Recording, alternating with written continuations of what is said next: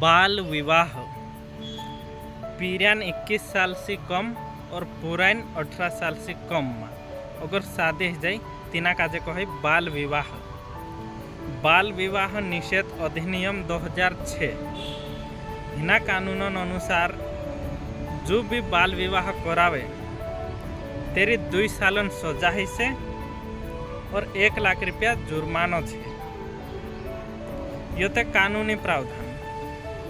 साथियों, बाल विवाह से अपना समाजन, अपना परिवारन, अपना भाषण, अपनी बहनीसन भी नुकसान छे।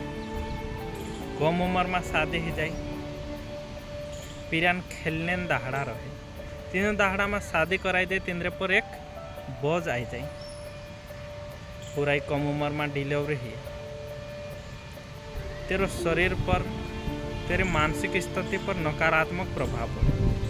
पीरिया पर भी शारीरिक मानसिक स्तर पर नकारात्मक प्रभाव पड़े।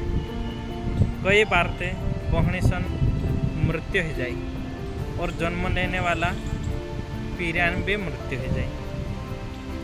तो समाज में एक ये कमजोरी है या समाज में एक ये बुराई या कुप्रथा है। तो साथियों, अपने सारका भंडला लिख लगा दे अपना गाँव में, अपना परिवार में, अपना फविया में, रिश्तेदार में समझाना है कि बाल विवाह नहीं करना है। ये अपना परिवार के लिए, समाज के लिए हानिकारक है। धन्यवाद।